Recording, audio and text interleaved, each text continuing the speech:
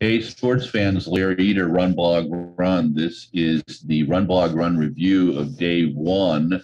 We'll be doing a review each day and a preview each day. I'm in Eugene. Actually, I'm in Springfield, Oregon. I'm staying at the lovely Motel 6 in North Eugene. Rooms are quite clean. It's about an 11-minute Lyft drive from downtown Eugene. And at $80 a night, it's still $170 cheaper than anything else in town.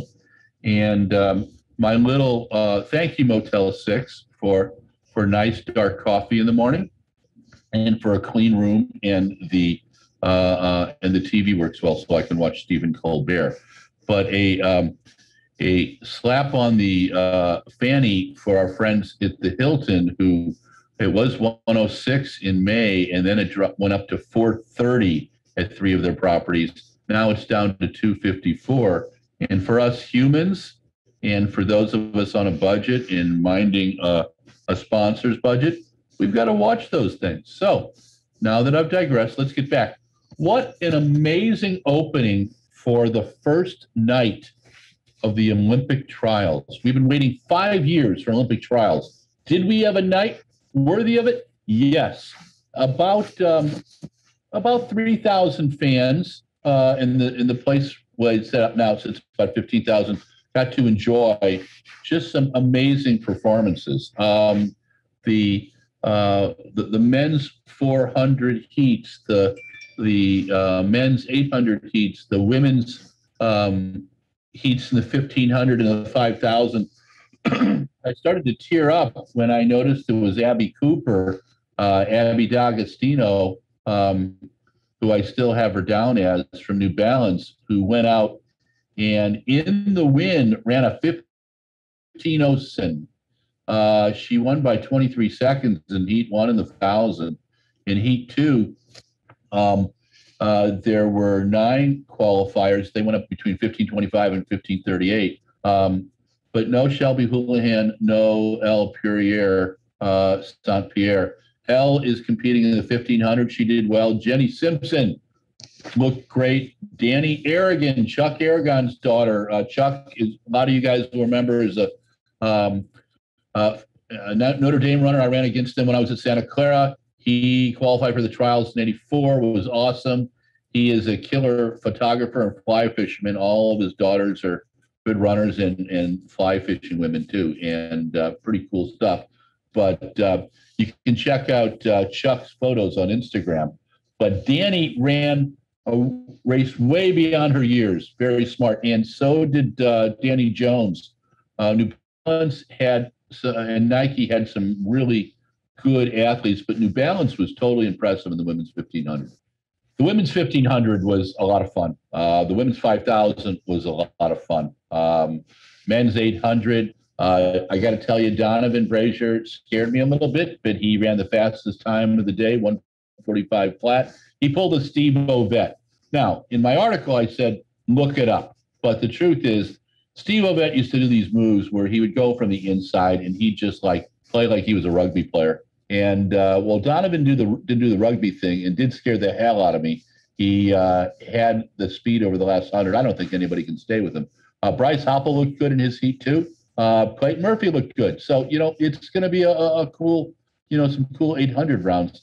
But the women's 100 meters, where do we begin? Let me give you some time so you guys can get impressed. Where do we got? The women's 100 right there. Okay, so heat one, Gabby Thomas looked great, 11 flat. Her and Aaliyah Hobbs. Now, there had been a false start in that event, and Destiny Smith Barnett had been DQ'd. But Gabby and Aaliyah looked fantastic. And then in the next heat, Cambria Sturgis, 11:15. Jenna Prandini, 11:22. They're getting through. They're doing their job. It started heating up in heat three. Javian Olivier, 10:96, and Kayla White, 10:99. I was impressed. In heat four, Sha'carri Richardson, 10:84. Makia Briscoe, 11:15, and English Gardner, 11:17, and Candace Hill, 11:19. But the story is Sha'carri. Sha'carri Richardson has been dominating the 100 in the U.S. all season. She had one off race in Gateshead where, it was a virtual Wisconsin snowstorm, and Dina Asher-Smith won. But in Tokyo, I think it's Sha'carri Richardson, Dina Asher-Smith, Shelly-Ann Fraser-Price, Elaine Thompson if she's healthy. But Sha'carri is the find of the season. What I like about her, well, several things. One, she withstood the onslaught of the British media, who are the most tenacious media crew in the world. And I love these guys and women. They're very good. But there's a couple of them who ask you the same question 20 times different ways. And Sha'carri handled it. She is there to run, but she does interviews too, and she has good answers. And if you don't believe it, just Google, or not Google, go on RunBlogRun, and in our search thing, put Sha'carri Richardson in, and check out the interview that Stuart Weir did with her in Gateshead. And then he recorded a question one where the questions were just like, she just nailed some people. I mean, her sprinting is fantastic, but Sha'carri Richardson is just amazing. So it's like Mariah Carey. You see, Sha'carri, I'm actually pronouncing your name correctly. It's only taken me 20 times to do it, and I am not joking. Now that I'm finally pronouncing Sha'carri's name correctly, we're going to get on from the Sha'carri Richardson show and talk about the two finals that happened in lovely Eugene, Oregon. And the first one was the men's shot.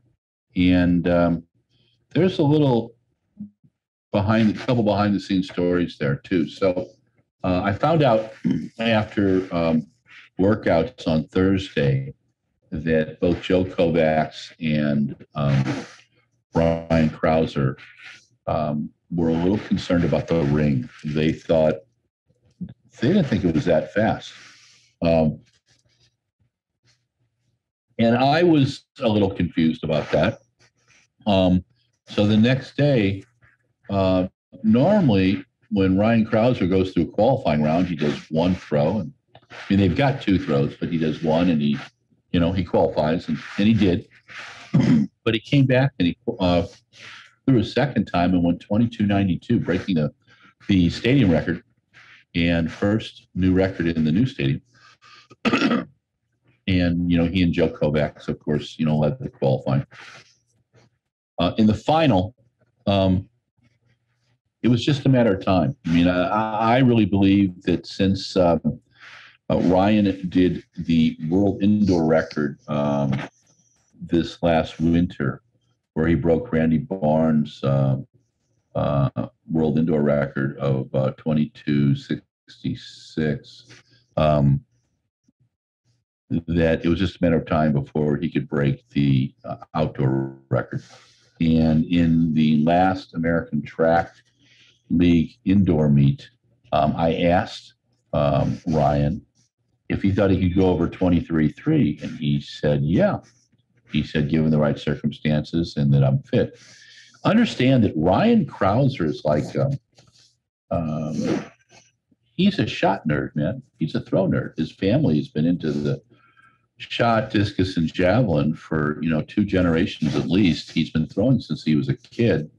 How many kids do you know watch VHS tapes of Ulf Timmerman with his great, glide throws and Randy Barnes? And one of the situations that Ryan's coach, his father, would put him into was at the end of a workout, the throw that Ryan had done from the day before, he would say, Randy Barnes or Ulf Timmerman just did that. How do you beat it? And Ryan had to beat that throw. And it got into, it instilled into Ryan that ability to have a big sixth throw. It reinforced the neuromuscular loop as my buddy Danny Gruber would say.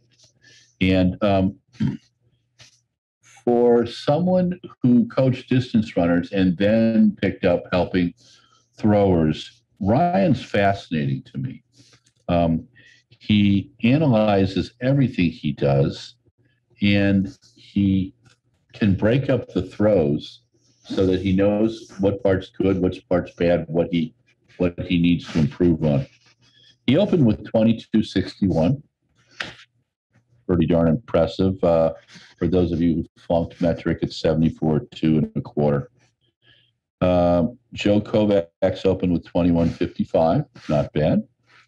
Then Ryan went 22.55, 73.11 3/4. Joe improved 1 centimeter to 21.56, 70 feet 9. In the third throw, Ryan looked pretty darn good. 22.73, 74.7. The crowd was behind him because we felt something was going to happen. Joe Kovacs went to 22.06, got over 22 meters, which is 72.4 1/2. And then the big one happened. Ryan stepped to the back of the ring, as he does. He positioned himself well, and for the way he described it later, the back of his throw was the best that it had been of the 4 throws. And when he released with such power. I literally had to wait to see the shot land. I knew that it had gone far. He knew when it was in the air, it was a big one, but where he is in the ring, you can't really see where it's going to land.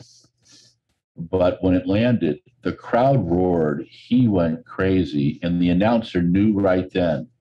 Started talking about Randy Barnes' record, 23-12, and it was 23:37. So in English, that's 76 feet 8 1/4 inches. A new world record, a new national record. It is the first world record in the new Hayward field. It is world record and national record. The funny thing is that in the interview afterwards, and our interview process in the pandemic is a little strange. In a lot of the meets, we do remote mix zones where it's a Zoom thing. We raise our little hand and we get to ask questions. But this time, we sent questions in writing via the chat function on Zoom. And I got 6 or 7 questions. I asked Ryan what was the best part of that throw, and he said the back end of it, because he was talking about there's different parts of each throw that he was really happy with. And he was asked if he could go over 77 feet, and he said, yeah, if he can get some of these other things under control. The biggest thing for Ryan as an observer, and I'm not I'm a shot put geek, but I'll have to defer to some of my friends and throwers too. And I was asking Thomas Walsh in an interview a couple months ago, hey, what does Ryan have to do to get the record? And he said, Ryan just needs to relax. He said he could have set the record in the last 2 years. And that's exactly what Ryan said. He said he's got to just complete his actions. When he was releasing the shot, he said this time he allowed his arm to completely follow through. And he made a great statement. He said, I've got to get out of the way. And whether you're a thrower or a distance runner or a jumper, sometimes we would get in the way of ourselves and stop us from being a better athlete.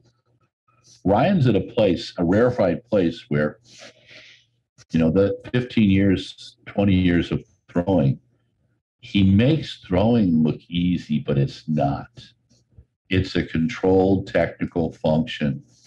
But he also knows that when he really relaxes, that's when the big ones come. He fouled on the 5th, and he finished at 22.62. 74 too. So he had 5 throws over 22 meters. Joe Kovacs improved to 22.06 on his fifth throw, 22.11, and then on his final throw, 22.34, 73.3. The 2019 world champion finished second. In third was Peyton Otterdahl. God, I pronounced his name correctly. He had a set of PB and beat Darren Hill in his fifth throw, where he went 21.92, 71.11. So we've got a pretty impressive team we're sending to Tokyo. I think, and they're actually going 1, 2, 3, just so you know, globally right now on the world list. But hats off to Ryan Krauser. Couple fun things. So he did the 22.92 because he felt that he might set a record. And one of the things that happens now, if you set a record, is World Athletics impounds the shoes you're using, because, of course, all the shoes are magical. Not magical, magical. And so we had a brand new pair of white Nikes he was hoping to wear in the final, but he decided against it, and he wore his older shoes. The ring, he said, was a little fast early on, but he got the hang of it. And yeah, he sure did. 22.37, world record, national record. Ryan, congratulations. And if you guys want to read my story on RunBlogRun about the shot put, I spent most of the evening writing about it last night. It was totally impressive. And I'll tell you, the men's 10,000, I love the 10,000. I ran it in college, and 25 laps. It's a moving chess game. And this one was really interesting. It was a fascinating combination of our new generation of athletes, but also of our a respectful way for some of the older folks to leave the sport, or to be one of the last times we may see them on the track. We'll start with Galen Rupp. Galen finished sixth in the race in 27:59:43. I watched him run a 28 flat a few weeks ago, 0.37 off qualifying. He was 26th on the list at the time. And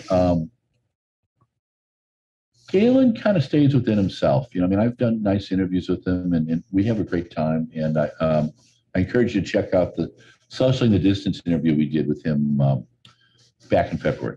Just a very relaxed, confident guy, training, enjoying his family, and trying to stay healthy during the pandemic. But he wanted to run in Hayward Field at least one more time, and he wanted to run on his own thing. So he ran the Portland Track Festival 10,000, done by the Portland Track people in Tracklandia, who please support. They do that in the Stumptown Twilight, and fantastic events. But Galen ran a 64 second last lap and finished fourth there. Suguru Osako ran 27:56:44, and then came back and ran 29:04:28. 2 times the 10,000 workout. Yeah, try that, guys. Think about that. But he just missed qualifying, and as he was putting his shoes on, and as he was told what had happened, the F-bomb came out. Not a lot of people heard it, but that's, it was pretty normal, I would have thought. He wanted to compete.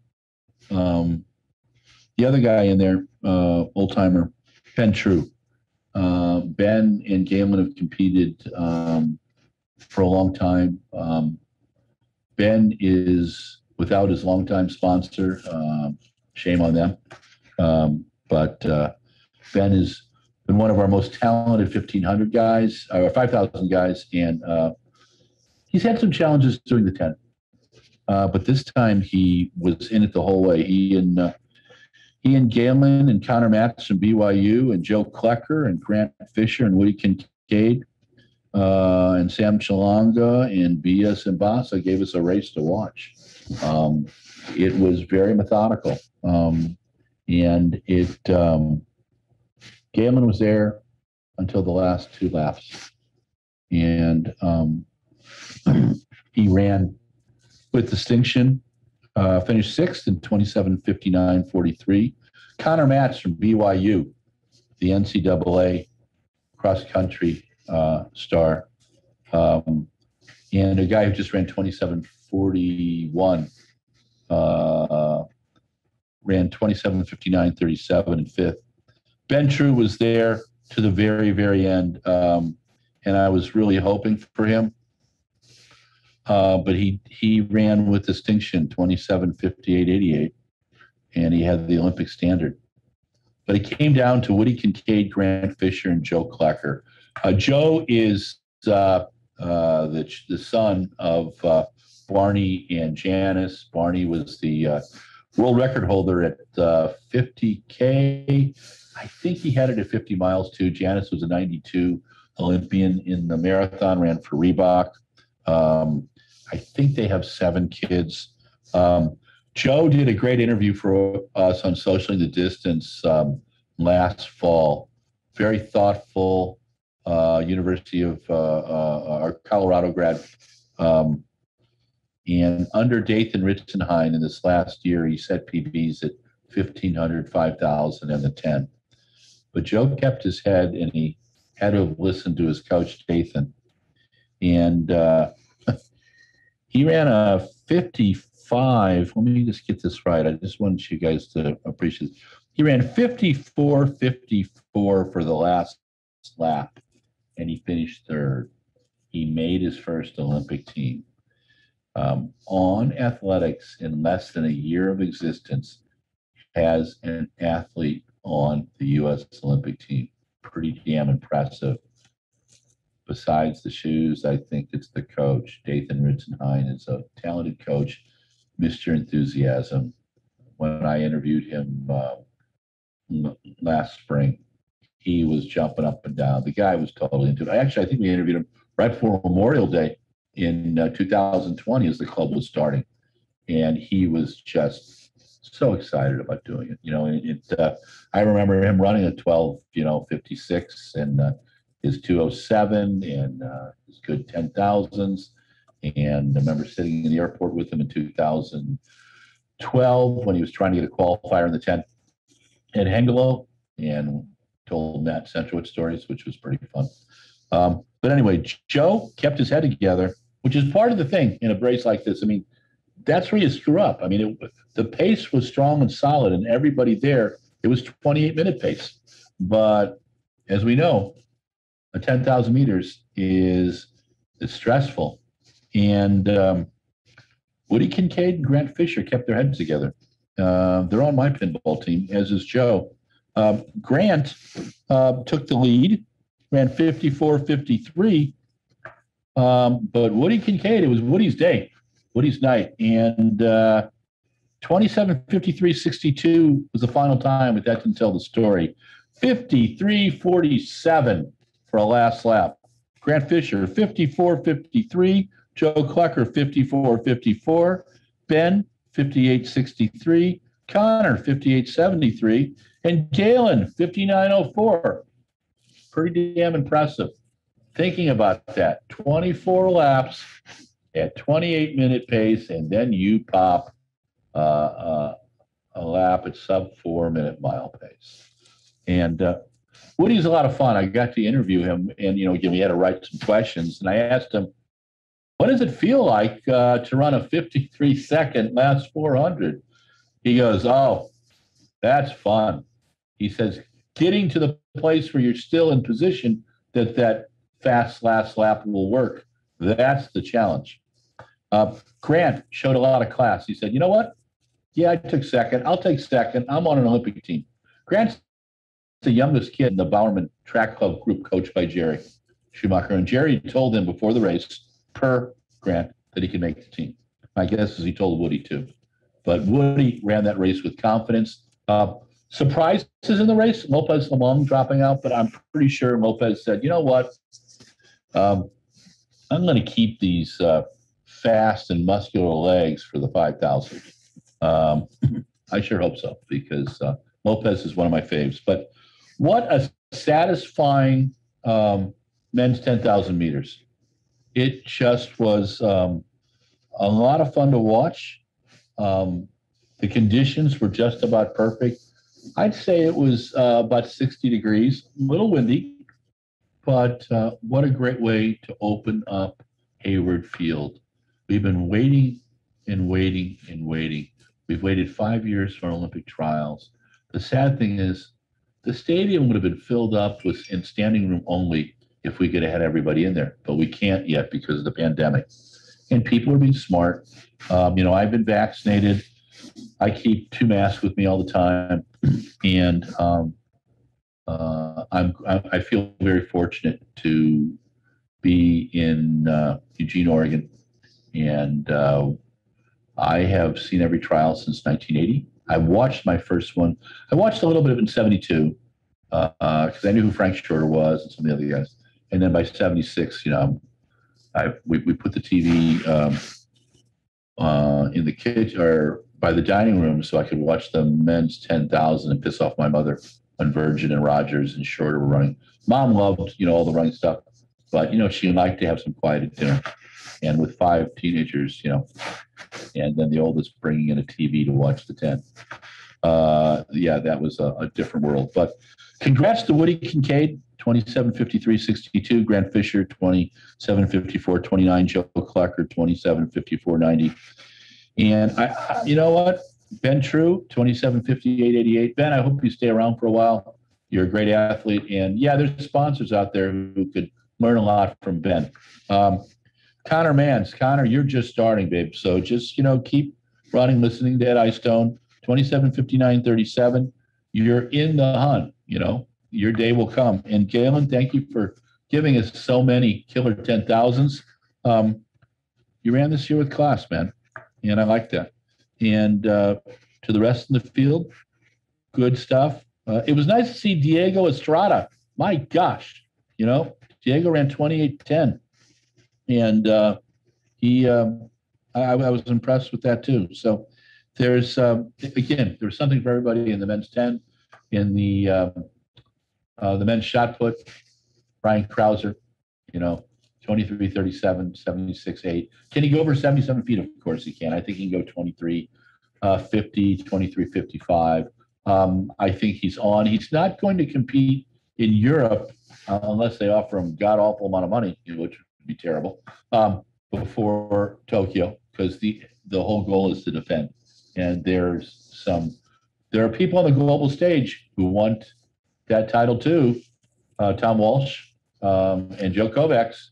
Joe came down from the mountain and went 22:34. So just pointing it out.